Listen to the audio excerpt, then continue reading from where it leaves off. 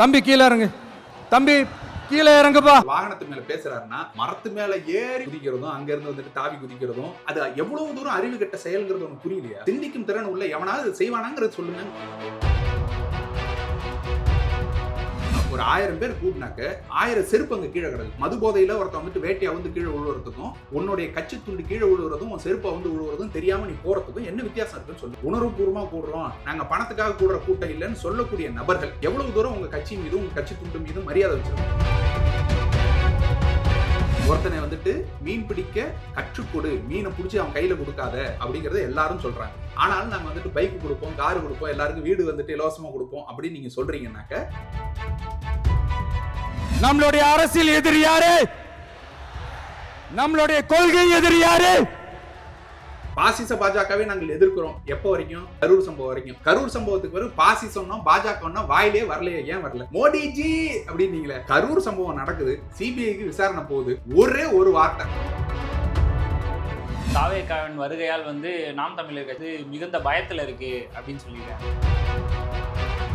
விஜய் அவர்களே நல்லா அண்டர்லைன் பண்ணிக்கோங்க. ஓட்டுக்கு காசு கொடுக்காம விஜய் அவர்கள் கொடுப்பார்கள்னு சொல்ல வரீங்களா? எனக்கு இன்டெல் இருக்கு. 10 கோடி ரூபாய் வச்சு செலவு பண்றதுக்கு தயாரா இருந்தா வேட்பாளரா வாங்குறாங்க. ஜெயிக்கிறது ஒண்ணே நம்மளுடைய குறிக்கோள் அப்படின்னு வச்சிருக்கிற கட்சியாக அது மாறிக்கொண்டு இருக்கிறது. அதனாலதான் அந்த கேள்வி நான் எழுப்பேன்.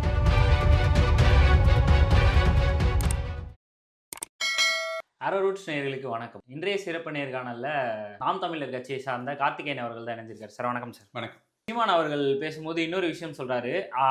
அறிவு கெட்டவர்கள்னு ஒருத்தவங்க இருக்காங்க, அறிவற்றவர்கள் அப்படின்னு ஒருத்தவங்க இருக்காங்க. அறிவு கெட்டவர்களை கூட திருத்த முடியும், ஆனா இந்த அறிவற்றவர்களை திருத்த முடியாது அப்படின்ற மாதிரி ஒரு விஷயம் சொல்லியிருக்காரு. இதை யாரை குறிப்பிடுறாரு? இல்ல இது எல்லாருக்கும் தெரியுது யாரை குறிப்பிடுறாரு அப்படின்னு. இந்த மாதிரி சொல்றது வந்து எப்படி ஏற்புக்கூடியதா ஆகும்? நீங்க நல்லா யோசிச்சு பாருங்க. ஒரு அறிவுடைய நபர் நீங்க வந்துட்டு மதிக்கெட்டான் அப்படின்னு நம்ம சொல்றோம்ல. அதாவது இப்போ ஒரு உதாரணத்துக்கு மது குடிச்ச ஒரு நபர் எடுத்துக்கும். அவன் மது குடிக்காம இருந்திருந்தானா அப்படியான ஒரு செயல்ல செய்ய மாட்டான்.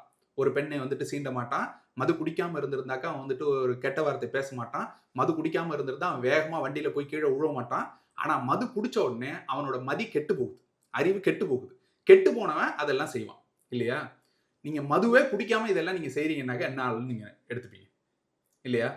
சும்மா இருக்கிறவன்ட்ட மரத்துல ஏறி குதிக்கிறதும் அங்க இருந்து வந்துட்டு தாவி குதிக்கிறதும் இது ஒரு நபர் வந்துட்டு மேடையில பேசுறாருன்னா இல்ல ஒரு வாகனத்து மேல பேசுறாருன்னா மரத்து மேல ஏறி குதிச்சு அந்த வாகனத்து மேல குதிச்சு போய் அவன் கழுத்துல வந்துட்டு துண்டை போடுறதும், ஒரு நியூஸ் ஆங்கர் வர்றாருனாக்கா அவர் கழுத்துல துண்டை போட்டு இது யாராவது அறிவு உள்ள நபர்கள் செய்வார்களா சொல்லுங்க?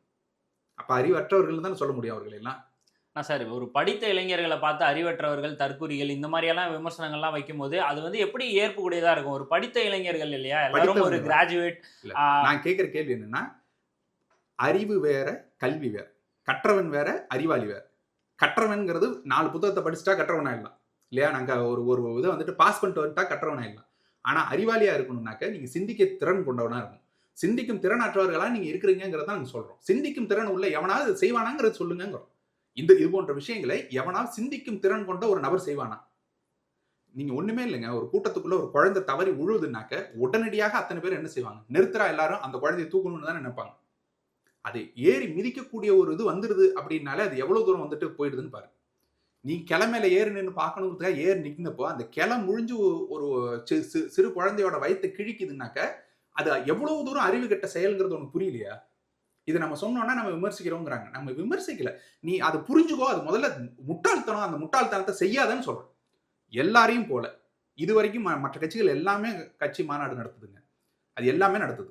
எல்லா கட்சிகளும் அதிமுக, திமுக, நாம் தமிழர், விசிக எல்லாரும் கட்சி மாநாடுகள் நடத்துறாங்க. இது போன்ற ஒழுங்கினங்கள் இருக்கா எங்கேயாவது? ஒரு 1000 பேர் கூட்டினாக்க 1000 செருப்பு அங்க கீழே கிடக்குது. அவன் செருப்பை கண்டுபிடிக்க முடியாத அளவுக்கு அவன் வந்துட்டு நிலைமை இருக்கு அப்படின்னா, மது போதையில ஒருத்தன் வந்துட்டு வேட்டையா வந்து கீழே விழுவுறதுக்கும் உன்னுடைய கட்சி துண்டு கீழே விழுவுறதும் உன் செருப்பை வந்து விழுவுறதும் தெரியாம நீ போறதுக்கும் என்ன வித்தியாசம் இருக்குன்னு சொல்லுங்க. எவனாவது ஒருத்தன் நீங்க திமுக காரனே எடுத்துக்கோங்களேன். மட்டமான அரசியல்வாதி திமுக காரங்க தான். அந்த மட்டமான அரசியல்வாதி அவன் துண்டுல தோல்ல போட்டிருக்க துண்டு அவன் கையில இருந்து உருவிடுங்க பார்ப்போம். எவ்வளவு கோவப்படுவாங்கிறது உங்களுக்கு தெரியும். அவ்வளவு கேடுகட்ட வெறும் பணத்துக்காக வேலை செய்யக்கூடியவனுக்கே அவ்வளவு தூரம் இருக்குனாக்க உணர்வுபூர்வமா கூடுறோம், நாங்க பணத்துக்காக கூடுற கூட்டம் இல்லைன்னு சொல்லக்கூடிய நபர்கள் எவ்வளவு தூரம் உங்க கட்சி மீது உங்க கட்சி துண்டு மீது மரியாதை வச்சிருக்கிறோம். ஆனா நீங்க கூட்டம் நடத்திட்டு போனா அந்த மொத்த இடமும் துண்டுகளாகவும் செருப்புகளாகவும் கிடக்குதுனாக்க எவ்வளவு தூரம் மதிக்கட்டு நீங்க திரியிறீங்கிறதானே இருக்கு. அதுதான் நாங்க சொல்றோம். திருந்துங்க, இதுல இருந்தாலும் திருந்தி வாங்க, சரியான பாதைக்கு வாங்க. சரியான பாதைக்கு வந்தா நாங்க ஆனா வரவேற்கிறோம். அதற்காக வந்து ஒரு கொள்கையற்ற கூட்டம்னு தொடர்ச்சியா அவங்கள விமர்சனம் செய்யறது வந்து தவறா இல்லையா? கொள்கைன்னா என்னன்னு பார்த்துரும். சரிங்களா?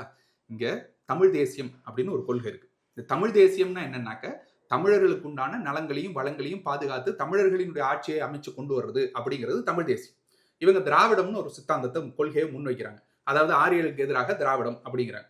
இந்திய தேசியம்னு ஒரு சித்தாந்தம் இருக்கு, கம்யூனிசம்னு ஒரு சித்தாந்தம் இருக்கு. இல்ல சாதிய ரீதியாக வைக்கிறவங்க கூட ஒவ்வொரு சித்தாந்தத்தை வச்சுக்கிறாங்க. தலித்தியம் ஒரு சித்தாந்தம் இருக்கு. இது எல்லாமே அவங்க வந்துட்டு ஒண்ணு கூடணும் அப்படிங்கறத வைக்கிறாங்க. நீங்க வச்சிருக்கிறது என்ன அப்படிங்கிற கேள்வி நம்ம வைக்கிறோம். பிறப்புக்கும் எல்லாருக்கும் திருக்குறளுங்க. அது வந்துட்டு எல்லாரும் சொல்றதுதான். நாம் தமிழர் கட்சியினுடைய பலகையிலே முதல் வரி அதுதான் இருக்கும். பிறப்புக்கும் எல்லா உயிருக்கும் ஒரு அரசியல் கட்சி எடுத்து நடத்துச்சுன்னா அது நாம் தமிழர் கட்சி தான் நடத்துனுச்சு. அது கோட்பாடு. உங்களோட கொள்கைன்னா என்ன? சித்தாந்தம். உங்களுடைய அடிப்படை சித்தாந்தம் தான் உங்களுடைய கொள்கை. அந்த கொள்கைன்னா என்னன்னு கேட்கிறோம். இது வரைக்கும் யாராவது பதில் சொல்லியிருக்காங்களா சொல்லு. பிறப்புக்கும் எல்லா உயிருக்கும் கொள்கை கிடையாதுங்க. அது எல்லாரும் சொல்றதுதான். இப்ப பிறப்புக்கும் எல்லா உயிருக்குமே நீங்க கொள்கையா கொண்டீங்க, அதன் வழியில நீங்க செயல்படணும்னு நினைக்கிறீங்கன்னா ஆடு மாடுக்கெல்லாம் ஓட்டு வேணும்னு கேட்பீங்களா? ஆடு மாடு ஆட்சி செய்யணும்னு சொல்லுவீங்களா? இல்ல.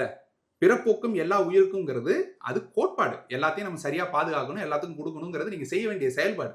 உங்களோட கொள்கை என்ன? தமிழர்களுக்காக நாங்க போராடுறோம், தமிழர்களின் வாழ்வியல் தான் முன்னேற்றணும், அவர்களை தான் ஆட்சி செய்ய வைக்கணும்னு நாங்க சொல்றோம்ல. சார் அதே தானே சார் தாவேகாவும் முன் வைக்கிறாங்க. ஏன்னா விஜய் அவர்கள் பேசும்போது என்ன சொல்றாரு அப்படின்னா, பெண்களை வந்து முன்னேற்றணும், பெண்களுக்கு இப்போது நிறைய இடையூறுகள்லாம் எடுப்பது, இதெல்லாம் இல்லாம தவிர்க்கணும். அதே மாதிரி வந்து இளைஞர்களுக்கு வேலை வாய்ப்பு அதிகரிக்கணும். அவர் வந்து எப்படி சொல்றாருன்னா, அதாவது தொழிற்சாலைகளை மேம்படுத்தணும், அந்த மாதிரியான வேலை வாய்ப்புகளை அதிகப்படுத்தணும், இந்த மாதிரியான முன்னேற்ற பாதையில வைக்கணும் தமிழகத்தை அப்படின்றதான அவருடைய கருத்தாவும் இருக்கு. இதே முன்னேற்ற பாதையில தானே பரந்தூர் விமான நிலையத்தை வச்சாங்க. பரந்தூர் விமான நிலையத்தை வைக்கும்போது அவங்க என்ன சொன்னாங்க? தமிழ்நாடு முன்னேறணும், தமிழ்நாடு முன்னேற. ஏன் எதிர்த்தீங்க? அப்ப ஃபேக்டரி கொண்டு வரும்போது அங்க இருக்கிற நிலம் வளம் எல்லாம் அழியாதா? ரெண்டும் ஒரே மாதிரி இருக்கணும்ல. இதுக்காக தான் சித்தாந்தம் வேணும்னு சொல்றோம். நீங்க கொள்கையின் அடிப்படையில முடிவு எடுத்தீங்க அப்படின்னா அந்த கொள்கையின்பால் முடிவு எடுக்கும். நிலத்தையும் வளத்தையும் காப்பது எங்களுடைய கொள்கை அப்படின்னு நீங்க சொல்லிட்டீங்கன்னா இந்த முடிவை நீங்க எடுக்க மாட்டீங்க.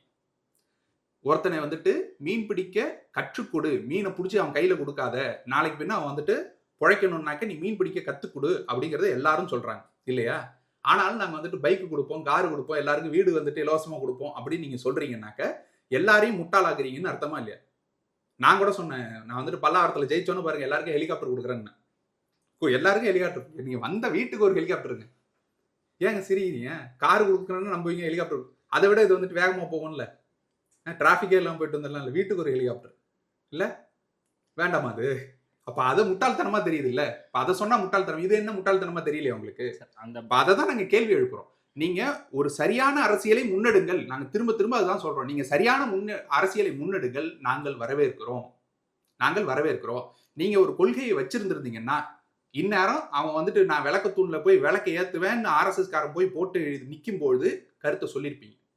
கவின் ஆழ படுகொலை ஒண்ணு நடக்குது அப்படின்னாக்க அதில் உங்கள் கருத்தை சொல்லியிருப்பீங்க. என் கருத்து இதுதான், என் ஸ்டாண்ட் இதுதான், நான் நிக்கிறேன் அந்த கிரவுண்ட்ல, சாதியை ஒழிப்பது என்னுடைய முதல் கடமை. அப்ப அந்த சாதியை வழியாக இருக்கக்கூடிய கவின் ஆணவ படுகொலை நாங்க கண்டிக்கிறோம். ஒரு வார்த்தை வந்திருக்கா இது வரைக்கும்? ஏன் வரல? பாசிச பாஜகவை நாங்கள் எதிர்க்கிறோம். எப்போ வரைக்கும்? கரூர் சம்பவம் வரைக்கும். கரூர் சம்பவத்துக்கு பிறகு பாசிசம்னா பாஜக வாயிலே வரலையே, ஏன் வரல?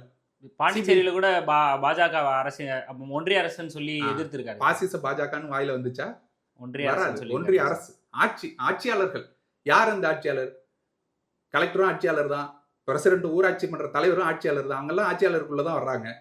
யார் ஆட்சியாளர்? மோடிஜி அப்படின்னீங்களே, எங்க போனார்? வாயை திறந்து பேசுங்கிறோம். கரூர் சம்பவம் நடக்குது, சிபிஐக்கு விசாரணை போகுது, ஒரே ஒரு வார்த்தை, பாசிசம் பாஜக எங்கள் நேர் எதிரி, கொள்கை எதிரி. கொள்கை இருந்தா தானே எதிரி இருக்கும். இப்பயும் அந்த ஸ்டாண்ட்ல இருந்து ஒரு மாறல சார். இன்னும் கொள்கை பாஜக தான் அப்படின்னு சொல்லி. கொள்கை இருந்தா தானே எதிரி இருக்கும். கொள்கைன்னு ஒண்ணு வச்சிருந்தாங்கன்னா உன் கொள்கையோட எதிரி யாருங்கிறத ஒன்னால சொல்ல முடியும். அதை தான் நாங்க திரும்ப திரும்ப கேட்கிறோம். உன் கொள்கை என்ன நீ முதல்ல சொல்லிடு. நீ தமிழ் தேசியத்தை சார்ந்தவனா இல்ல நீ வந்துட்டு வெறும் ரசிகர் பட்டாளத்துக்குன்னு கொள்கை நீ சொல்லு. இப்ப இவர் வந்தாரு, கமலஹாசன் வந்தாரு, மையம்னு ஒரு கொள்கை அறிவிச்சார், எடுபடாத கொள்கை, ஓகேங்களா? ஆனா கொள்கைன்னு ஒண்ணு அறிவிச்சார்ல, நாங்க எல்லாத்தையும் சீர்தூக்கி பார்த்து எது சரியானதோ அதை நாங்க எடுத்துப்போம் அப்படிங்கிறது தான் மையம் அப்படிங்கறத சொல்லி இதுதான் எங்கள் கொள்கைன்னு சொன்னார். அப்படியாவது சொல்லிட்டு போ, அதையாவது சொல்லணும்ல. இப்ப அவர் என்ன சொல்றாருனாக்க, தமிழ்நாட்டுல எங்க இருந்தாலும் சரி, ஆந்திராவில கேரளாவில் எங்க இருந்தாலும் சரி, நம்ம வகைராக்கெல்லாம் எங்க இருக்கிறாங்களோ எல்லாரும் ஒண்ணுதான் அப்படிங்கிறாருல்ல. வகைரான்னா என்ன? யார சொல்றீங்க? உங்க ஜாதிகாரனியா, உங்க மதத்துக்காரனியா, இல்ல உங்க ரசிகர்களையா, யார சொல்றீங்கன்னு சொல்லுங்க. இல்ல தமிழர்களையா? உங்க வகைரான்னா யாரு? அதை முதல்ல வெளியில சொல்லுங்க. தெம்பு தான் சொல்லுங்க. வகைராக்கள்னு சொன்னீங்கல்ல, அந்த வகைராக்கள் யாரு? ரசிகர்களை குறிப்பிடாம இல்லையா? சொல்லுங்க, அதையும் சொல்லுங்க. ரசிகர்கள் மட்டும்தான் எனக்கு, வேற யாரும் இல்ல, வேற யாரும் எனக்கு ஓட்டு போட வேண்டாம், எங்கெல்லாம் என்னோட ரசிகர்கள் இருக்காங்களோ அவங்க மட்டும்தான் எனக்கு அப்படிங்கறத சொல்லிட்டு போயிருங்க. எதுங்கிறது சொல்லுங்க. அவ்வளவுதான் நம்ம கேள்வி கேட்கிறோம். இது எல்லாமே ஏன் வருது அப்படின்னா, மீண்டும் மீண்டும் இந்த கேள்விகள், விமர்சனங்கள் ஏன் உங்க மேல வைக்கப்படுது அப்படின்னாக்க, இதை சரியான கொள்கை நீங்க இப்ப தமிழர்கள் அப்படின்னு நீங்க சொல்லிட்டாக்க உங்களுக்கு எங்க வலிக்கும் சொல்லுங்க. ஆந்திராவிலோ, கேரளாவிலோ, கர்நாடகாவிலோ எங்கெல்லாம் தமிழர்கள் இருக்கிறார்களோ எல்லாரும் ஒண்ணுதான் அப்படின்னு நீங்க சொல்லிட்டீங்கன்னாக்க என்ன பிரச்சனை வரும்னு சொல்லுங்க. ஏன்னா அது தமிழ் தேசியங்கிற கோட்பாட்டுக்குள்ள வந்துடும். எங்கெல்லாம் தமிழர்கள் இருந்தாலோ எங்கு பிறப்பினும் தமிழன் தமிழனேன்னு சொல்லும் பொழுது தமிழ் தேசிய கோட்பாட்டுக்குள்ள அது வந்துடும். அந்த தமிழ் தேசிய கோட்பாட்டை உங்களால ஏத்துக்க முடியல, ஜீரணிக்க முடியல. தமிழ் தேசியம் ஒரு கண்ணுன்னு சொன்ன உங்களால அந்த கோட்பாட்டை உங்களால ஏத்துக்க முடியலங்கிறதோட வெளிப்பாடு தானே இது. அதனாலதான் விமர்சிக்கிறோம். தமிழர்களை ஒன்றுபடுவதை நீங்க தடுக்கிறீங்க, தமிழர்களாக ஒன்றுபடுவதை நீங்க தடுக்கிறீங்க அப்படின்னா அதை கேள்வி கேட்க தான் செய்யும். அதே மாதிரி சார், பாரதிக்கு கூட்டம் வரல, அவர் ஒரு கூத்தாடியாக இருந்திருந்தா கூட்டம் வந்திருக்கும், கூத்தாடியாக இல்லாத காரணத்தினால அவர் கூட்டம் குறைவாக வந்திருக்கு அப்படின்னு சொல்றாரு. ஸோ அதை எப்படி ஏற்றுக்க முடியும்? ஒரு கூத்தாடிக்கு தான் கூட்டம் வரும் அப்படின்ற ஒரு வாதமோ, அல்லது ஒரு கூத்தாடி தானே அதனாலதான் உனக்கு கூட்டம் வருது அப்படின்ற விஷயத்த எப்படி ஏற்புக்கூடியதா இருக்கும் சார்? நீங்க எடுத்து பாருங்க. இது வரைக்கும் நடந்த கூட்டங்கள்ல, விஜய் அவர்கள் போன கூட்டங்கள்ல இருக்கட்டும், இல்ல மற்ற நடிகர்கள் நமிதா போறதா இருக்கட்டும், வடிவேல் போறதா இருக்கட்டும், யாரெல்லாம் அரசியல் சார்ந்தவங்க எல்லாம் கூட்டம் போடுறாங்களோ, விஜயகாந்த் அவர்களா இருக்கட்டும், யாரெல்லாம் போறாங்களோ, கூட்டம் எப்படியாக கூடியது அப்படிங்கறது நீங்க பாருங்க. ஆனா இந்த எல்லோருக்கும் வரக்கூடிய கூட்டத்தை விட விஜய் அவர்களுக்கு அதிகப்படியான ஒரு கூட்டம் இருக்கு. இதை யாராலையும் மறக்க முடியாது இல்லையா? கூட்டம் இருக்குதுங்க. கூட்டம் நான் இது பல முறை சொல்லணும். அதை நாகரிகம் கருதி நான் கடந்து போறேன். சன்னி லியோனுக்கு வந்த கூட்டம் இதை விட அதிகம். ஒரே நேரத்துல அந்த இடத்துல கடை திறக்க போனதுக்கு 1,00,000 பேர் வந்தாங்க. மாநாடு நடத்தல, அரசியல் நடத்தல, ஆட்சியை பிடிக்க போறோம்னு சொல்லல, நீ எல்லாம் எம்எல்ஏ ஆயிடுவான்னு ஆசை காட்டல. ஆனா சன்னி லியோன் அவர்கள் ஒரு அரசியல் சித்தாந்தம் எடுத்துட்டு வரல இல்லையா? அததான் சொல்றேன். அரசியல் சித்தாந்தமே இதை நோக்கி போறவங்களுக்கு அதுதானே அடிப்படையா இருக்கும். அரசியல் தானே அடிப்படையா இருக்கும். அரசியல் அடிப்படையா இருக்கணும்னு சொல்றோம். அரசியல் அடிப்படையா இருக்குதாங்கிறதான் கேள்வி. நாங்க பல இடத்துல இந்த உதாரணங்கள் சொல்லிட்டோம். ஆட்டுக்கார அலமேலு படத்துல ஆட்டை கூட்டு போனதுக்கு கூட்டம் அவ்வளவு தூரம் கூடிச்சுங்கிறோம். நான் எனக்கு கண்ணுக்கு தெரிஞ்ச உதாரணத்தை சொல்றேன். சுந்தரா டிராவல்ஸ்னு ஒரு படம் வந்துச்சு. அந்த சுந்தரா டிராவல்ஸ் படத்துல அந்த பஸ்ஸையும் அந்த படத்துல நடிச்ச எலியையும் கூட்டு வந்தாங்க. ஊரா அப்படியே டிராவல் பண்ணி கூட்டு வந்தாங்க. எங்க ஊர்ல இருந்து பஸ் பிடிச்சு போனாங்க. எங்க ஊர்ல இருந்து அங்க இருந்த மக்கள்லாம் குடும்பமா பஸ் பிடிச்சி நாகப்பட்டினம் போய் அந்த இதை போய் பார்த்துட்டு வந்தாங்க. சுந்தரா டிராவல்ஸ்ல நடிச்ச பஸ் வந்திருக்கு, அதுல எலி வந்திருக்கு. அதுதான் மக்களோட நிலைமை. அதுதான் இருக்கிற நிலைமை. நிதர்சனங்கிறது அதுதான். இப்பொழுதைக்கு அப்படியான கூட்டம் தான் கூடிக்கிட்டு இருக்கு. நீங்க சொல்லிக்கிறீங்க, வாய்க்கு சொல்றீங்க 30% வாக்கு வந்துருச்சு, நாளையோட 32% ஆகுது, நாளான்னைக்கு 34% சொல்லிட்டே போறீங்க. சொல்லிட்டே போங்க, ஏன் 50% நேரடியா சொல்லிட்டு போயிருக்கேன். அதே மாதிரி தாவேகாவின் வருகையால் நாம் தமிழர் கட்சி மிகுந்த பயத்துல இருக்கு அப்படின்னு சொல்லியிருக்காங்கல்ல சார். கருணாநிதி ஜெயலலிதா உயிரோட இருக்கும்போது அந்த 2 பேரையும் எதிர்த்து, கருணாநிதியும் ஜெயலலிதாவையும் எதிர்த்து அரசியல் கட்சிக்குள்ள வீரப்பன் கொள்ளக்காரன்னா கருணாநிதியும் ஜெயலலிதாவும் யாரான்னு கேள்வியை கேட்டு அத்தனை பேருக்கு நேர் எதிராக சிம்ம சொற்பனமாக நின்னவர் அண்ணன் சீமா. உங்களுக்கெல்லாம் பயந்துட்டாருன்னு சொன்னாக்கா அது நகைப்புக்குரியது இல்லையா? சிரிச்சுட்டு போக தேவை இல்லையா? அந்த காலத்துல நீங்க யாருக்கு பயந்துட்டு இருந்தீங்கிறது ஒரே ஒரு பிளாஷ்பேக் அப்படி போட்டு பாருங்க, தெரியும். நீங்க எப்படி நின்னீங்க, யாருக்கிட்ட எப்படி கெஞ்சிக்கிட்டு இருந்தீங்க, மோடி காலை எங்க போய் பிடிச்சீங்க, ஜெயலலிதா காலை எங்க போய் பிடிச்சீங்கிறதெல்லாம் கேட்டு பாருங்க. அந்த நேரத்தில் சிம்ம சொற்பனமாக அத்தனை பேருக்கு எதிர்த்து நின்று உங்களோட கூட்டணி கிடையாதுன்னு சொல்லி அறிவிச்சுட்டு மேடை தோறும் கிழிச்சோம். அவர்களுடைய ஊழலையும் அவருடைய நடவடிக்கைகளையும் எடுத்து வச்சு கார்பரேட் அரசியலையும் இவர்கள் வாங்கக்கூடிய லஞ்சங்களையும் உடைச்சு மக்கள் அத்தனை பேருக்கும் அரசியல்னா என்ன, ஏன் அரசியல்வாதிகள் இவ்வளவு பணக்காரன் ஆவறான், அதை எப்படி நீங்க மாத்தணும், அந்த சைக்கிள்ல இருந்து உடைச்சு வரணும்னாக்க ஓட்டுக்கு காசு வாங்காம ஓட்டு போடுறது எப்படி, இது எல்லாத்தையும் கற்றுக் கொடுத்து ஒரு அரசியல்வாதியாக அண்ணன் சீமான் நிக்கிறாருனாக்க 8% வாக்கை வாங்கி நிரூபிச்சு நிக்கிறாருன்னா ஒரு அங்கீகரிக்கப்பட்ட கட்சியாக, நீங்க அங்கீகரிக்கப்பட்ட கட்சியாக மாறுறது எவ்வளவு ஒரு விஷயங்கிறது தெரியுமா உங்களுக்கு? ஒரு தமிழ்நாட்டுல அதுவும் குறிப்பாக எந்த திரைப்புகழும் இல்லாமல், சாராய போதை இல்லாமல், கோட்டர் பிரியாணி கொடுக்காம, ஓட்டுக்கு காசு கொடுக்காம, நடிகர் விஜய் அவர்களே நல்லா அண்டர்லைன் பண்ணிக்கோங்க, ஓட்டுக்கு காசு கொடுக்காம விஜய் அவர்கள் கொடுப்பார்கள்னு சொல்ல வரீங்களா? இது என்ன சொல்ல வர்றேன் அப்படின்னா, அவங்க மாணவர்களுக்கு விருது வழங்குறதுன்னு ஒரு விழா நடத்தினாங்க கட்சி ஆரம்பிக்கிறதுக்கு முன்னாடி. அதுல முறையா அவர் வந்தோன்னு என்ன சொன்னாரு, நண்பா நண்பீஸ் யாரும் ஓட்டுக்கு காசு கொடுக்காதீங்க, உங்களுடைய அப்பா அம்மாவுக்கும் போய் சொல்லுங்கன்னாரு. கட்சி ஆரம்பிச்ச பிறகு இது வரைக்கும் ஒரு வார்த்தை அதை பத்தி பேசியிருக்காரா சொல்லு. கட்சி ஆரம்பிச்ச பிறகு மேடை தூரம் அது பேசணுமா இல்லையா? அதை பத்தி பேசலன்றதுக்காக விஜய் அவர்கள் ஓட்டுக்கு காசு கொடுப்பாரு. ஏன்னா எனக்கு இன்டெல் இருக்கு, உள்ளுக்குள்ள இருக்கக்கூடிய தகவல்கள் இருக்கு. அவர்கள் தேர்ந்தெடுக்கக்கூடிய வேட்பாளர்கள் 10 கோடி ரூபாய் வச்சு செலவு பண்றதுக்கு தயாரா இருந்தா வேட்பாளரா வாங்குறாங்க. இப்ப 10 கோடி ரூபாங்கிறது இங்க திமுக 10 கோடி ரூபாய் செலவு பண்ணணும், நீனும் 10 கோடி ரூபாய் செலவு பண்ணணும். செலவு பண்ணி நீ அதை எல்லாருக்கும் ஓட்டுக்கு காசு கொடுத்து ஜெயிக்கணும், ஜெயிக்கிறது ஒன்னே நம்மளுடைய குறிக்கோள் அப்படின்னு வச்சிருக்கிற கட்சியாக அது மாறிக்கொண்டு இருக்கிறது. அதனாலதான் அந்த கேள்வி நான் எழுப்புறேன். அதாவது தாவேக்காவுல வேட்பாளராக அறிவிக்கப்படும் எம்எல்ஏக்கள் எல்லாரும் குறைஞ்சது 10 கோடி செலவு பண்ணணும் அந்த தொகுதிக்கு, செலவு பண்றதுக்கு உண்டான நிபந்தனையா வச்சிருக்கிறாங்க. ஆனா அங்க இருக்கிறவர்கள் எல்லாருமே வந்து தொண்டர்கள், அதாவது ரசிகர் பட்டாளமா இருந்தாங்க. ரசிகர் பட்டாளத்துல இருந்து இப்ப இதுக்கு வந்திருக்காங்க. அவங்களிடம் எப்படி வந்து 10 கோடி ரூபாய் இருக்க முடியும்? சத்தியமா காசு இருக்காதுங்க. அதனாலதான் அவங்க ரசிகர் பட்டாளத்துல ஒருத்தனுக்கு கூட சீட்டு கொடுக்கல. சீட்டு இது வரைக்கும் யார் யார் கொடுத்துருக்காங்க நீங்க எடுத்து. ஆனா நிர்வாகிகள் எல்லாம் ரசிகர் மன்றத்தை நிர்வாகிகள்ல யார் யாருங்க? ஆதவர்ஜுனா அவங்க ரசிகரா, நிர்மல்குமார் அவங்க ரசிகரா, இல்ல அவங்க பேச்சாளர்கள் அவங்களோட ரசிகரா, லயோலமணி அவரோட ரசிகரா இருந்தவரா? லயோலமணி இருந்தாரா? எடுத்து பாருங்க. அவர் கொடுத்த பேட்டியை எடுத்து பாருங்க. ஏன் விஜய் வந்துட்டு இதெல்லாம் பேச மாட்டாரு, அவருக்கு அந்த அறிவு இல்லைன்னு அவர் பேசின பேச்சு இருக்கா இல்லையா? ரசிகர் மன்றத்துல இருந்து அவர் பேசினாரு இல்ல. இப்ப வந்திருக்காரு செங்கோட்டையன் அவர்கள், அவர் ரசிகரா இல்ல நாஞ்சல் சம்பத் அவரோட ரசிகரா? முக்கிய புள்ளிகளாக நீங்க அறியப்பட்ட ரெண்டா கட்ட தலைவர்கள் எல்லாரையும் எடுத்து பாருங்க. புசி ஆனந்த் வேணா சொல்லலாம், அவர் கொஞ்ச காலம் ரசிகர் மன்றத்தை நடத்தி கொண்டு இருந்தாருங்கிறது. அவரை தவிர மத்த எத்தனை பேரும் சொல்லுங்க. ராஜ்மோகன் அவர் சொல்லுங்க, யாரை வேணா எடுத்து சொல்லுங்க. ரசிகரா இருந்து வந்தவங்களா இவங்கலாம்? ரசிகர் மன்றத்துல இருந்தவங்களுக்கு யாருக்காவது சீட்டு கொடுத்துருக்கீங்கன்னு சொல்லுங்க. இது வரைக்கும் சொல்லுங்கிறோம். இப்போ நீங்க வந்துட்டு இன்ஸ்டாகிராம் பூரா ரீல்ஸ் எடுத்து பாத்தீங்கன்னா அவங்கதான் வந்துட்டு அந்த தமிழ்நாட்டையே காப்பாத்துவது போல ரீல்ஸ் போட்டுட்டு இருக்காங்கல்ல தாவேக்கவினர்ஸ். எதுக்காக? அவங்களெல்லாம் அறிவிச்சு இந்த இடத்த நீங்க வேலை செய்யுங்கன்னு சொல்லிட்டு இருக்கிறதுனால ஒரு 10-15 பேர் அந்த ரீல்ஸை போட்டுட்டு இருக்காங்க இல்ல, ரீல்ஸ்லயே ஜெயிச்சிருவோம்னு நம்பிட்டு இருக்காங்கல்ல. அவர்கள்ட்ட எல்லாம் போய் கேளுங்க, நீங்க ரசிகர் மன்றத்துல இருந்தீங்களா? ரசிகர் மன்றத்துல அந்த உறுப்பினர் அட்டையை உங்களால காட்ட முடியுமா நீங்க கேளுங்க. அப்ப தெரியும் யாருக்கெல்லாம் சீட்டு கொடுத்துருக்காங்க, யாரு கொடுக்கலங்கிறது. நாங்க அதை தான் சொல்றோம். மீண்டும் இதே போல ஒரு திராவிட அரசியலை செய்வதற்கு, இதே போன்ற ஒரு ஊழல் அரசியலை செய்வதற்கு, இதே போன்ற ஒரு கேவலமான அரசியலை செய்வதற்கு இன்னொரு கட்சி எதுக்குடா வரணும்? அதுக்குதான் 2 கட்சி ஏற்கனவே இருக்குது. அழிக்க முடியாத அளவுல ஊடுருவி போன விஷ செடியாக இது இருக்கு. பார்த்தினியன் செடின்னு சொல்லுவாங்களா, நம்ம எங்க பார்த்தாலும் இருக்குன்னு. கருவ மரம் சொல்லுவாங்களே, எங்க பார்த்தாலும் இருக்கு. அழிக்கவே முடியலடா அப்படி இருக்குன்னு. அதே போல இன்னொரு செடியா நீங்க ஏன் வர்றீங்க? நல்ல பழங்களை தரக்கூடிய, நிழல் தரக்கூடிய, அடுத்த தலைமுறைக்கு அரசியலை கற்றுக் கொடுக்கக்கூடிய ஒரு அரசியல்வாதியாக வாங்க. வந்தா நாங்க உங்களை வாழ்த்துறோம், வரவேற்கிறோம். அதே மாதிரி சார், தாவேக்கால வந்து உங்களுக்கு இன்டெல் இருக்கு அப்படின்னு சொல்லியிருக்கீங்க. ஸோ அதில் வந்து இப்போ மாவட்ட செயலாளர்கள் பொறுப்பு எல்லாத்துக்கும் வந்து பணம் வாங்கப்பட்டதாக ஒரு குற்றச்சாட்டு வந்து தொடர்ந்து ரொம்ப நாளாக இருந்துகிட்டே இருக்கு. அந்த தகவல் வந்து எந்த அளவுக்கு உண்மை, அதில் ஏதாவது உண்மைதாங்க? நிச்சயமாக பணம் வாங்கிட்டு தான் கொடுக்குறாங்க. பணம் வாங்கவில்லை அப்படின்னு இது வரைக்கும் அவங்க மறுத்துருக்காங்க. இவ்வளவு தூரம் குற்றச்சாட்டு வந்துருக்குல்ல, பணம் வாங்கவில்லை அப்படின்னு மறுத்துருக்காங்களா? நீங்க ஏதாவது ஒரு கட்சியிலங்க, அதாவது இப்ப வரைக்கும் நீங்க தாவேக்கா எடுத்த போராட்டங்கள், ஆர்ப்பாட்டங்கள்னு எடுத்து பாத்தீங்கன்னாக்க அவங்க பண்ணிருக்கிற தன்னெழுச்சியாக, அதாவது கட்சி தலைமையிலேருந்து உங்களுக்கு ஆர்டர் வரணும். ஆர்டர் வரலன்னா உங்களால வந்துட்டு ஆர்ப்பாட்டத்தை பண்ண முடியாது. இப்ப நேத்து வந்துட்டு ஒரு பிரச்சனை நடக்குது, இங்க அனகாபுத்தூர்ல ஒரு பிரச்சனை நடக்குது, இல்ல வந்துட்டு இங்க ஒரு சர்ச்சை ஒண்ணு இடிக்க போறாங்க, அஸ்தனாபுரத்துல இடிக்க போறாங்கன்னா தன்னெழுச்சியாக நாங்க போய் நிக்கிறோங்க.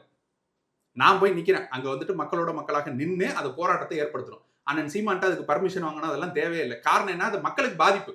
மக்களுக்கு பாதிப்புனா முதல் வேலையாக நீ ஏன்டா போகலன்னு தான் கேட்பற தவிர ஏன் போனன்னு கேட்க மாட்டார். ஆனா இது வரைக்கும் தன்னெழுச்சியாக ஒரு போராட்டத்தை நடத்தி இருக்கிறார்கள் தாவேக்காவினர். தலைமையில இருந்து அறிவிக்காமல் ஒரு போராட்டத்தை காட்டுங்க, நான் காட்டுவோம். ஒரே ஒரு போராட்டம் என்ன தெரியுமா? எங்க மாவட்ட செயலாளர் ரொம்ப ஊழல்வாதிங்க, அவரை கொண்டு வந்து மாவட்ட செயலாளரை போட்டீங்கன்னா தன்னெழுச்சியா சேர்ந்து மொத்த அந்த மாவட்ட உறுப்பினர்களும் வந்து தாவேக்காவுடைய அவங்க கட்சி அலுவலகத்தை முற்றுகையிட்டு போராடுறாங்க. அதுதான் தன்னெழுச்சியாக நடந்த ஒரே ஒரு போராட்டம் தாவேக்கால். அப்ப பணம் வாங்காம ஊழல் செய்யாம அந்த மாவட்ட நிர்வாகிகள் இருக்கிறாங்கன்னு நீங்க நம்புறீங்களா? முதல்ல தாவேக்கா நம்புறாங்களா? முதல்ல மறுத்து பேச சொல்லுங்க, அதை அப்புறம் பேசுவோம். நன்றி சார். நன்றி.